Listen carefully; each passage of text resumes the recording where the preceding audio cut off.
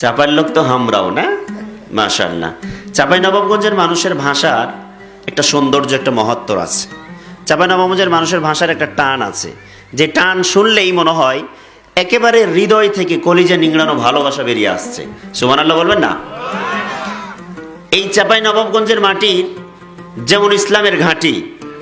বাংলাদেশে আল্লামা দেলোয়ার হোসেন সাঈদীকে যখন ফাঁসির রায় শোনানো হয়, বাংলাদেশে যেই জেলার থেকে সবচাইতে বেশি প্রাণ ঝরেছিল, শহীদ হয়েছিল, যেই জেলাতে সবচাইতে কোরআনের জন্য জীবন বিলানো হয়েছিল, সেই জেলার নাম হচ্ছে চাঁপাইনবাবগঞ্জ।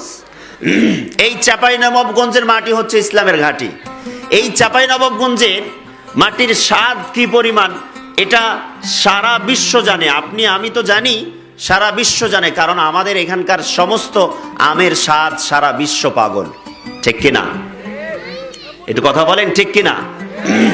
তাহলে চাঁপাইনবাবগঞ্জের মানুষের এই মাটির গাছ থেকে আম যেমন স্বাদ, এই চাঁপাইনবাবগঞ্জের মানুষের ভাষা, আদর, আপ্যায়ন তার চেয়ে তো আরো বেশি স্বাদ। জিনার বাড়িতে খাওয়া দাওয়া করলাম, যিনি রান্নাবান্না করেছেন অসাধারণ রান্নাবান্না হয়েছে। এরপরে যদিও আমি খুব বেশি সময় পাই নাই, দেরি করে এসেছি, অল্প সময় তাড়াহুড়া করে খেয়ে আপনারা বসে আছেন, কষ্ট পাচ্ছেন, তাড়াহুড়া করে চলে এসেছি। আবার যদি সুযোগ পাই এই খাবার টেবিলে আবার বসা লাগবে একবার। চান না আপনারা? এত খাওয়ার পার্টি হুজুর নয়, দোয়া রাখবেন।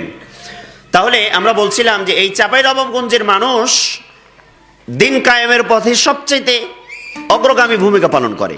সবার ক্ষেত্রে কি করে? অগ্রগামী ভূমিকা পালন করে। সারা বাংলাদেশে দুটো জেলাকে বলা হয় ইসলামের ঘাঁটি, প্রিয় ঘাঁটি, প্রাণ ঘাঁটি বলা হয়।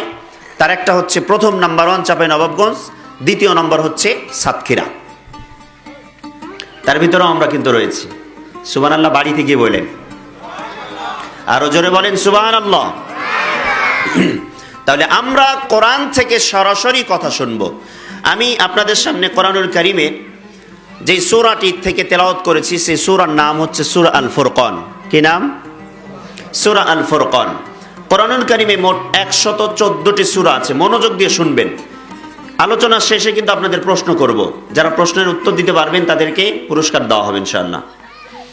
তাহলে কোরআনুল কারীমে 114টি সূরা, তার ভিতরে 25 নম্বর সূরা, সূরা আল ফুরকান থেকে আমি আয়াত পেশ করছি। এবং এই সূরা ফুরকানের 63 থেকে আমরা কতদূর পর্যন্ত যেতে পারবো জানি না, তবে চেষ্টা করব